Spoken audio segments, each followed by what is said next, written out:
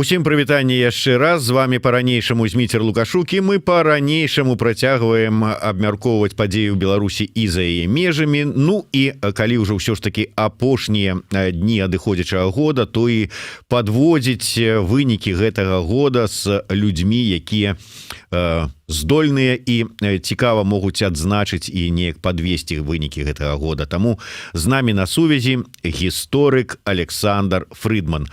Добрый день, спадар Александр. Добрый день, спадар Зміцер. Ну что ж, спадар Александр, я пачну, можа быть, з такога аспекту. Я ведаю, ну і мы не один раз з вами да гэтай тэмы звярталіся ў эфіры. Гэта што піша заходняя прэса на беларускую тэму. І тут, можа быть, з такога пачну. Увогуле мы ведаем, што інфармацыя, навіна, яны жывуць недоўга.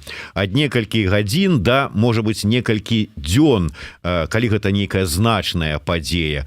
Але беларуская тэма, ну, здаецца, не сыходзіць цягам усяго гэтага году са старонак сусветных СМІ. Наколькі я памыляюся, не памыляюся, і хто даваў падставы найперш, каб вот ад нас не адварочвалася і цікаўнасць не знікала? Не, вы, безумоўна, маеце рацыю, і вось калі нават паглядзець на тое, вось гэтыя падсумоўванні, вынікі года, якія сёння выходзяць у розных заходніх выданнях, дык беларуская тэма там заўсёды, амаль заўсёды узгадваецца. Ці ў якасці падзеяў, ці ў якасці асобаў. Напрыклад, асоба Святланы Ціханаўскай, яна па-ранейшаму досыць папулярная і вельмі вядомая ў Еўропе і ў Злучаных Штатах. Што ж тычыцца падзею, то тут узгадваецца і гісторыя з рэйсам Ryanair, гісторыя Романа Пратасевіча і, безумоўна, міграцыйны крызіс. Тое, што беларускія справы сталі міжнароднымі, гэта відавочна, і тое, што беларускае пытанне, гэта ўжо сёння еўрапейскае пытанне, ці нават ужо, можна нават сказаць, сусветнае пытанне, гэта, безумоўна, факт, гэтыя тэмы прысутнічаюць. Хто нясе, так бы мовіць, за гэта адказнасць? Ну, перш за ўсё, я ўсё ж таки б сказаў, Александр Лукашенко. Галоўным чынам Александр Лукашенко і беларускія ўлады. Гэта ўсё, канешне, гіпатэтычна, але калі б, можа, і не было гісторыі з Ryanair, як працяг гэтай гісторыі міграцыйны крызіс. Так бы мовіць, калі б вось гэты знешнепалітычны накірунак, яго б не было, а ўсё заставалася толькі ў такім унутры палітычным накірунку, калі б у такім выпадку, каб беларускія тэмы прысутнічалі, ну, не ведаю, цяжка сказаць. Мабыць, можа, і ўвогуле не прысутнічалі, паступова зніклі бы з міжнароднай прэсай. Бо ёсць жа такія выпадкі. Быў буйны дэмакратычны рух у Гонконге, там былі пратэсты, былі пэўныя пратэсты на Кубе. Яны былі, яны зніклі, яны былі падаўлены, і пасля гэтага цягам часу знікла і кубінская тэма, і амаль знікла гонконгская тэма, а беларуская тэма застаецца. Вось, дарэчы, цікавую падштурхнула мяне адзін каментар да такой, можа быць, пытання, каб вы паразважалі. Вадзім Ігнацьеў, ну, не буду беспадстаўна там абзываць там тролем ці не тролем, ну, скажем так, чалавек з досыць скептычным і негатыўным поглядам і стаўленнем да прадстаўнікоў дэмакратычных сіл у дачыненні да Ціханаўскай піша: толку з яе вядомасці. Так вось, а сапраўды, Ціханаўская не сыходзіць са старонак сусветных СМІ. Ціханаўскую прызнаюць там то чалавекам года розныя сусветныя выданні, то яшчэ там штосьці такого кшталту. Што гэта дае? Ну, гэта дае, па-першае, тое, што цікавасць да Беларусі застаецца, калі нехта піша пра Ціханаўскую, так гэта звычайна не толькі яе гісторыя, зразумела, яе гісторыя, яна вельмі такая цікавая, вельмі прыгожая для прэсы. і таму да асобы Ціхановскай звяртаюцца вось такі чалавек, які ніколі не займаўся палітыкай, стаў палітычнай фігурай, змагаецца, жанчына. Ну усе кампаненты, так бы мовіць, прысутнічаюць для таго, каб была цікавасць. Але калі пішуць пра Ціхановскую, калі узгадваюць Ціхановскую, калі Ціхановская вядзе нейкія перамовы, сустракаецца з заходнімі лідарамі, нешта дае нейкія інтэрв'ю, там жа гаворка ідзе не толькі пра асобу Ціхановскай, там гаворка ідзе пра палітычных вязняў у Беларусі, пра становішча ў Беларусі. І тым чынам гэтая тэма яна трапляе на старонкі прэсы, яна не знікае. Бо калі гэтая тэма знікне, калі ніхто ў свеце не будзе казаць пра тых людзей, якія знаходзяцца ў Беларусі за кратамі, то шансы гэтых людзей выйсці на волю толькі пагоршацца. Так што гэтая медыйная прысутнасць Ціхановскай, яна, безумоўна, спрыяе таму, што беларуская тэма прасоўваецца.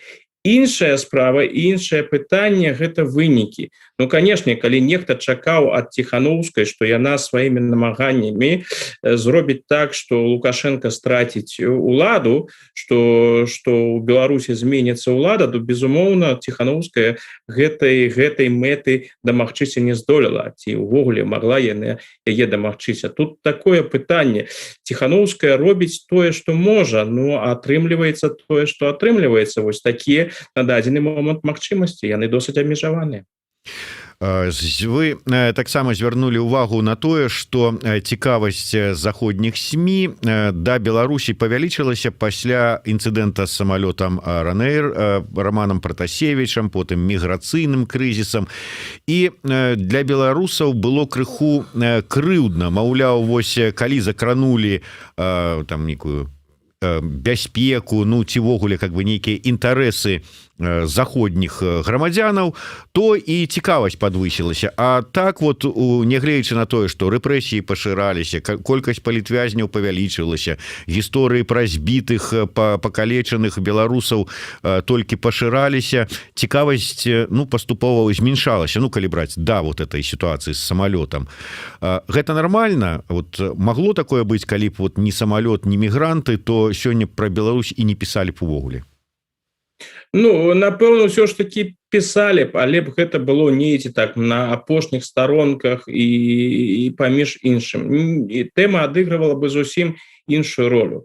Так, гэта палітычная логіка, гэта ў прынцыпе чакана. Тыя рэпрэсіі, якія адбываюцца ўнутры краіны, яны, як у каго яны тычацца? Яны тычацца беларускага грамадства. І пакуль гэта тычацца асабіста беларускага грамадства, гэта публіку заходнюю прэсу, ну, цікавіць, так бы мовіць, паміж іншым. Зусім іншае становішча, калі справа тычыцца ўжо канкрэтна інтарэсаў заходніх краінаў. І вось тут адбылося менавіта тое, што Александр Лукашенко гэтыя інтарэсы закрануў, прыцягнуў да сябе ўвагу, і праз тое, што ён прыцягнуў да сябе ўвагу і ў выпадку з Ryanair, і ў выпадку з міграцыйным крызісам, прэса таксама пачала займацца гэтымі пытаннямі. Ось вельмі цікава было назіраць за рэакцыяй на прысуд Сергею Ціхановскаму. На яго адрэагавалі вельмі моцна, было вельмі шмат публікацый, але вось такое было ў мяне асабіста адчуванне, што вось заходняя прэса ў гэты момант яна прачнулася.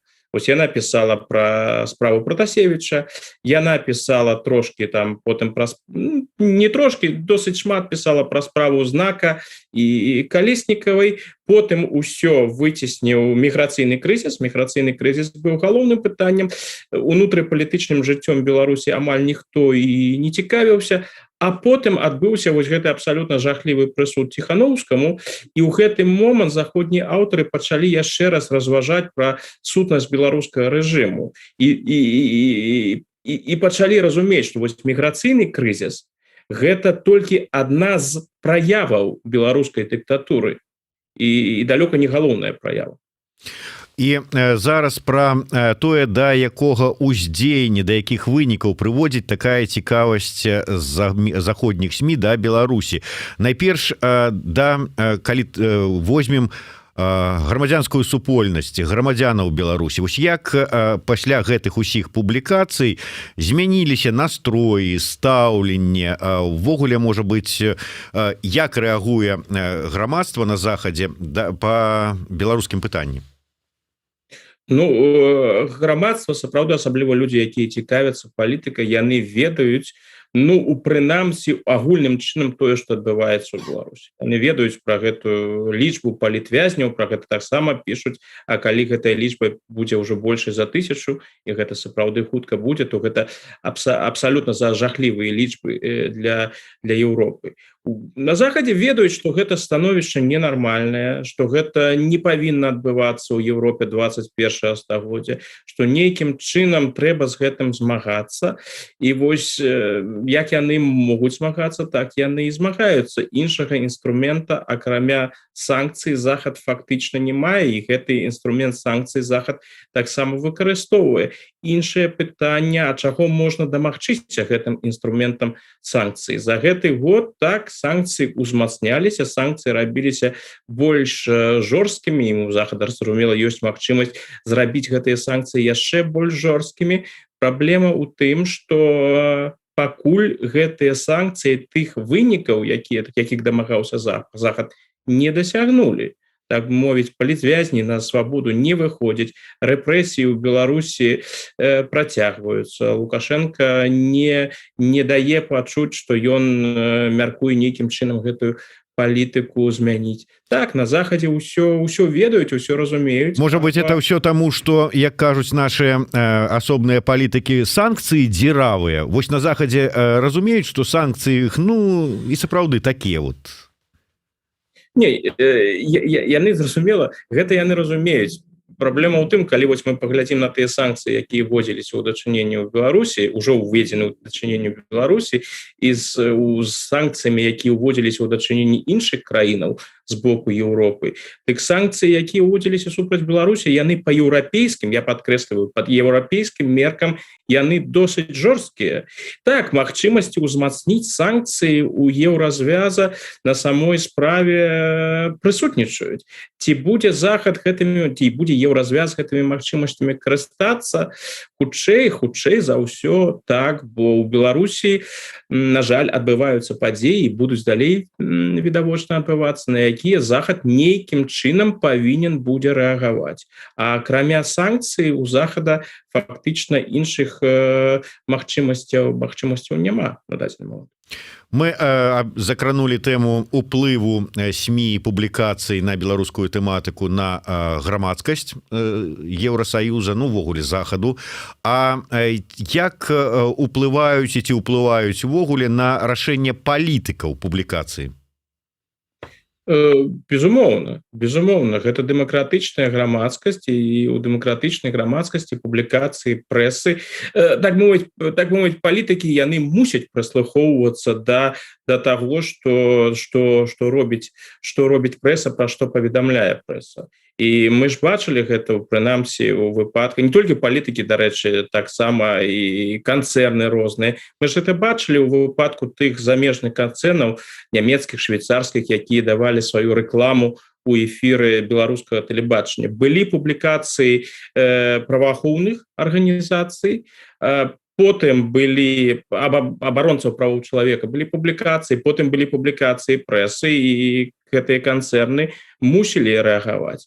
Што ж тычыцца палітыкаў, так, калі яны, напрыклад, міністры замежных справаў розных краін еўразвяза, калі яны даюць інтэрв'ю, яны вымушаны таксама адказваць на беларускія пытанні. Так бы мовіць, прэсінг з боку прэсы, ён, безумоўна, прысутнічае. І гэта не тое, што на сітуацыю ў Беларусі можна ўсё ж таки вось так закрыць вочы і сказаць, не, гэта нас больш не цікавіць.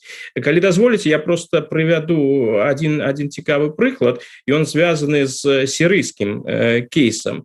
бо у Еўропе і у Амерыцы вельмі шмат пісалі пра злачынствы рэжыма Асада у Сірыі, і адпаведным чынам была сфармавана і пункт гледжання ў грамадства, што Асад это дыктатар, на самой справе дыктатар, што ён здзейсняе злачынствы і гэтак далей. Пасля таго, як на захадзе распаўсюджваўся вось такі вобраз Асада, у тым ліку у прэсе, то для палітыкаў, заходніх палітыкаў, у такім становішчы пачаць нейкія перамовы з Асадам, гэта вельмі цяжка. Ну, Лукашенко, гэта зразумела не Асад, я так бы сказаў, яшчэ не Асад, але імідж у яго прыкладна такі ж. І у значнай ступені сфармаваны сродкамі масавай інфармацыі заходняй.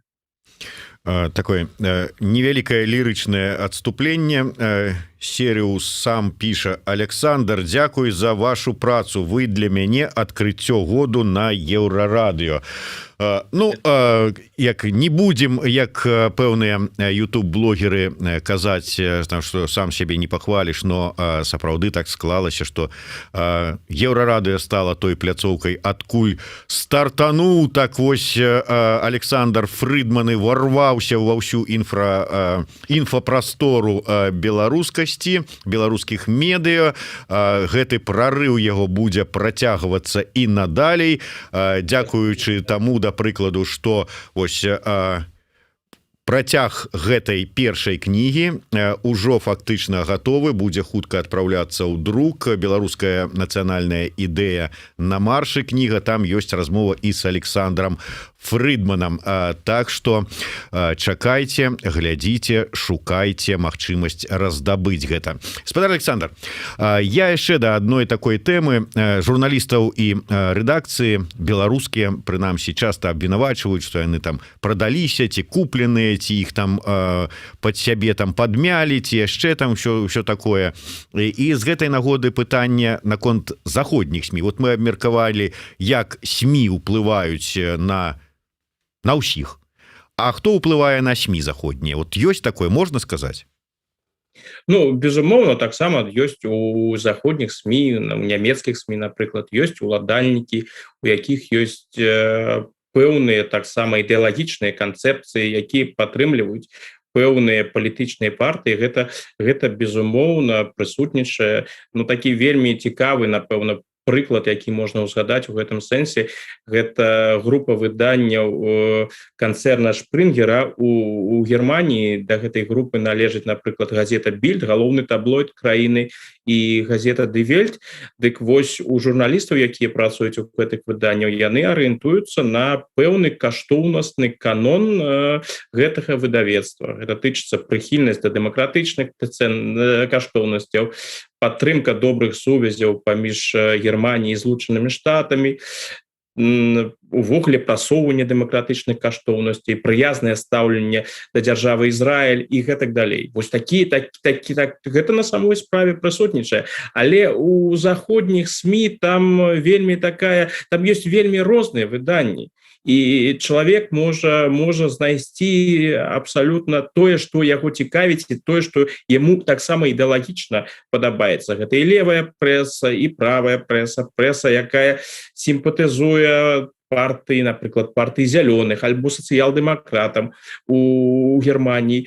Так што кожны мае магчымасць абіраць, калі у яго ёсць такае жаданне. Падводзячы вынікі года, мы не можам абысці падзею, якая здарылася у самой Германіі. Гэта выбары, гэта змена кіраўніцтва, гэта змена канцлера.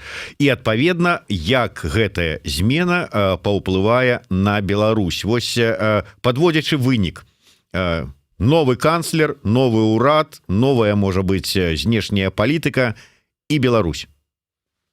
Ну, пакуль ідзе толькі выпрацоўка гэтай новай знешняй палітыкі, і ўжо зразумела, што ў нямецкім урадзе у дачыненні да Беларусі там, у прынцыпе, рознагалосся няма. Ёсць розныя пазіцыі ў дачыненні да Расіі, больш жорсткая і менш жорсткая. Тое, што кіраўніцтва нямецкім МЗС атрымала партыя зялёных, якая збіраецца перабудаваць нямецкую знешнюю палітыку і надаць куды больш вялікую увагу каштоўнасцям, но гэта павінна паспрыяць дэмакратызацыі Беларусі, бо сённяшні нямецкі МЗС регулярно выказваецца по беларускаму пытанню, выказваецца вельмі жорстка і напэўна паспрабуе таксама больш актыўна займацца беларускім пытаннем.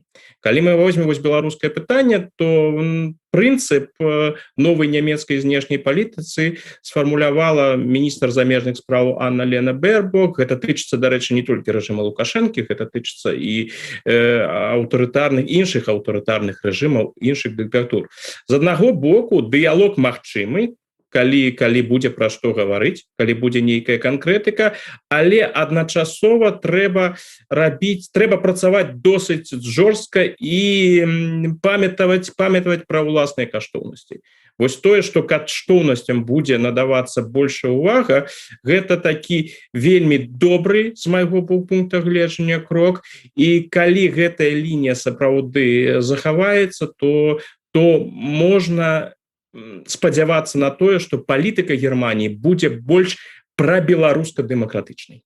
Спадар Александр, шмат мы чуем про тое, што санкцыі заходнія штурхаюць Беларусь у бок Расіі, але вось сама гэтая тэма штурхання ў бок Расіі, пагроза незалежнасці і суверэнітэту Беларусі, роля Расіі у тым, што адбываецца ў Беларусі, яна нейкім чынам у публікацыях заходніх СМІ узнімаецца.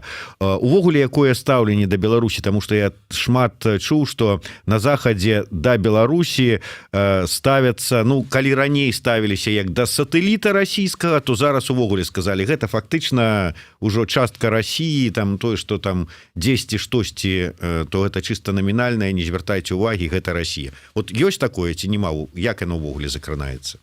Ну, такой пункт гледжання, што гэта ўжо фактычна Расія, што Александр Лукашенко гэта расійская марыянетка, гэты пункт гледжання ён прысутнічае. Так, я б не сказаў, што гэта такі ўжо мейнстрым. Не, гэта не мейнстрым, там ёсць розныя ацэнкі, адзнакі таго, у якім стане знаходзіцца Беларусь, ці поўная залежнасць. Так што ёсць зусім рознае. Што, напэўна, цікава ў гэтым сэнсе, у гэтай Лукашенко, ну, мы ж усе гэта ведаем. Ён жа свой шлях абраў, шчыра кажучы, сам. Гэта ён вырашыў звярнуцца ў дачыненні да Расіі. Гэта ён вырашыў паглыбіць адносіны з Расіяй. Вось. Так што хто яго там штурхае, не штурхае, гэта ўжо такое пытанне. Яно ўжо такой галоўнай ролі, такога значнай ролі яна фактычна не адыгрывае. Лукашенко сам ідзе ў гэтым накірунку. Ніхто яго да гэтага, шчыра кажучы, не прымушае. Калі б Лукашенко жадаў палепшыць нейкім чынам адносіны з Захадам, дык ён ведае, што Захад ад яго чакае. Каб спыніліся рэпрэсіі, каб нават пачалося вызваленне нейкай часткі палітвязняў. Калі б гэта адбылося, калі б гэтыя крокі мелі месца, можна было б разважаць пра астатняе. Так што вось бачыць санкцыі як галоўнай прычынай пра такой вось абсалютна прарасійскай палітыкі Расіі, гэта мне падаецца, гэта проста звязана з тым, што гэта спроба апраўдаць крокі Лукашэнкі ў пэўным сэнсе. Я хочу закрануць яшчэ одну з наших з вами любимых тэм. Гэта антысемізм, Ізраіль і все, што з гэтым звязанае. Днямі я у фейсбуку свайго калегі, сябра з ізраільскага тэлебачання Барыса Штэрна убачыў такое паведамленне, што вось там выйшаў у адной з газет Тель-Авіва матэрыял, дзе Лукашэнку абвінавачваюць у антысемітызме. І я напісаў, пасля гэтага дакладна ўжо ізраільскі бізнес зверне сваю дзейнасць у Беларусі і забярэ разам пасла і з'едзе з Беларусі. Пасмяяліся і ўсё, але вось смех смехам, але сітуацыя і стаўленне Ізраіля да беларускага рэжыма, нейкая супраца, ўсё гэта, як гэта ацэньваецца ў СМІ, мясцовых можа быць, ну і ваш погляд на ўсю гэтую сітуацыю?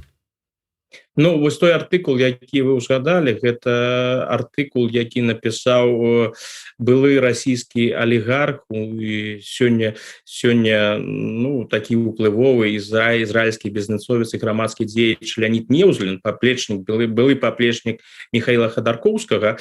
Так, артыкул ён быў вельмі жорсткі, гэта фактычна там былі абвінавачанні ў антысемітызме, там увогуле аналізавалася стаўленне беларускіх уладаў да тэмы Халакосту і да тэмы антысемітызму. Такі вельмі моцны, дарэчы, цікавы артыкул напісаў Леонид Неўзлін. Што тычыцца ізраільскай прэсы, так, беларуская тэма, асабліва у рускамоўных, і, дарэчы, не толькі ў рускамоўных, таксама і ў рытамоўных, і ў англамоўных ізраільскіх выданнях, яна праскоквае, яна бываюць розныя дыскусіі на гэты конт, але асабліва тады, калі яна нейкім чынам закранае, калі падзеі ў Беларусі нейкім чынам закранаюць альбо Ізраіль, альбо яўрэяў. Калі, напрыклад, 3 ліпеня Александр Лукашенко зрабіў сваю прамову падчас цырымоніі на кургане славы, вось, і там былі такія, вельмі,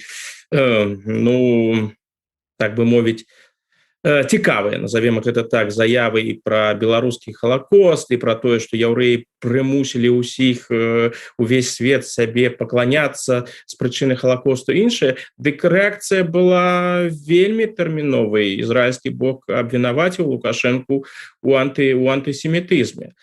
Увогуле, што ж тычыцца беларускай унутранай палітыкі, ізраільскі бок на гэты конт асабліва не выказваецца, не ідуць нейкія каментары на гэты конт, але гэта, в прынцыпе, нічога новага ў гэтым няма.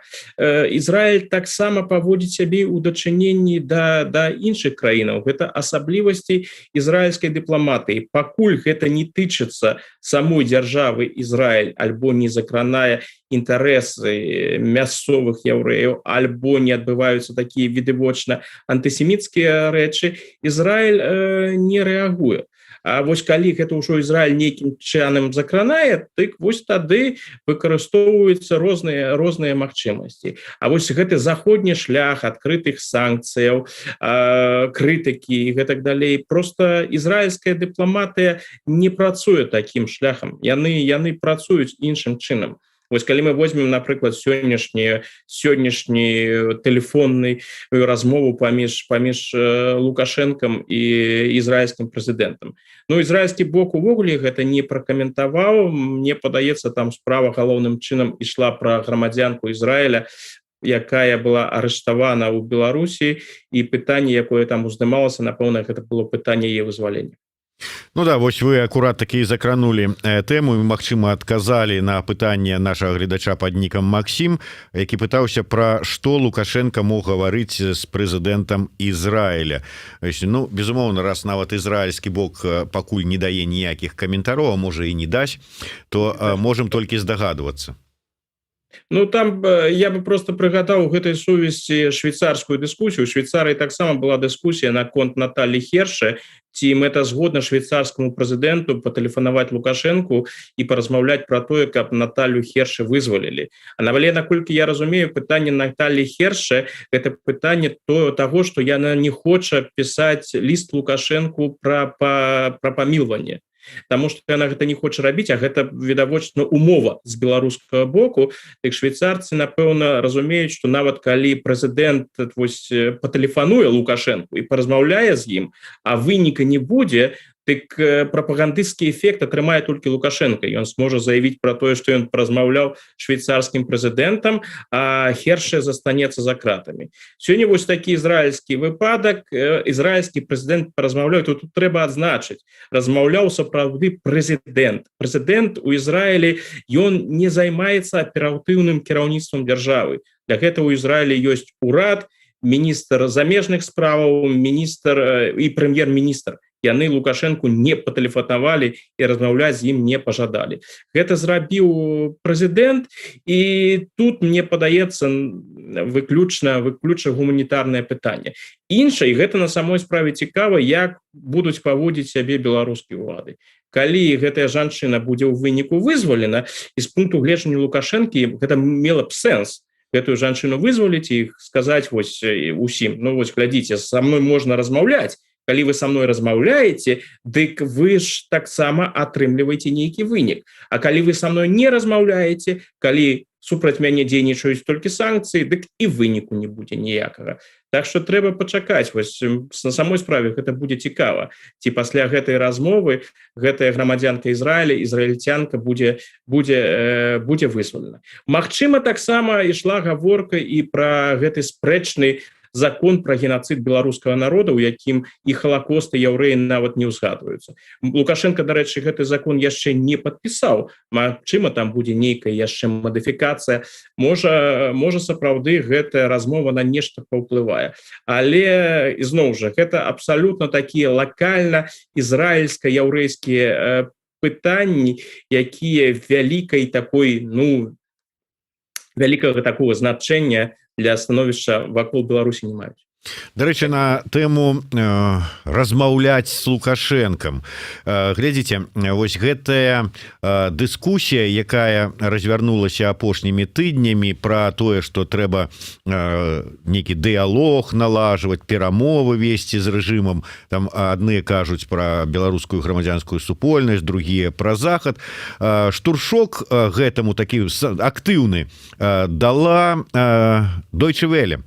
Іх інтэрв'ю з Артурам Клінавым. Наколькі ўсё ж такі гэтая тэма неабходнасці, верагоднасці, магчымасці пачатку перамоваў з беларускім рэжымам, яно як і ў СМІ, так і можа быць істэблішменты палітычным, так і сярод грамадства захаду абмяркоўваецца. Ну, вось гэты тэрмін перамовы, ён ужываецца, конечно, только ў беларускім кантэксце. Калі мы возьмем такое заходняе кіраўніцтва, то там ідзе гаворка пра гіпатэтычны дыялог, і не пра дыялог з Лукашэнкам. Вось тое, што я ўжо казаў, гэта такі агульны прынцып нямецкага МЗС, што калі ёсць магчымасць, можна весці прадметны дыялог. І там у гэтым кантэксце Лукашенко, дарэчы, не быў у якасці прыклада. Там хутчэй ўсё ж такі гаворка ішла пра Расію, Кітай альбо Іран. Праблема ў тым, што можна весці дыялог ці перамовы з тым, хто хоча гэта на самой справе весці, і з кім ты ведаеш, можа нейкага выніка дамагчыся.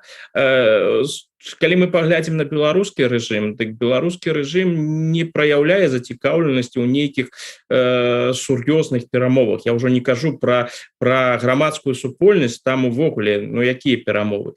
Там пытанне перамовы, напрыклад, мне падаецца, Лукашенко увогуле ўзняў, для яго існуюць толькі рэпрэсіі. Што ж тычыцца нейкія перамовы з захадам, пытанне тут пра што?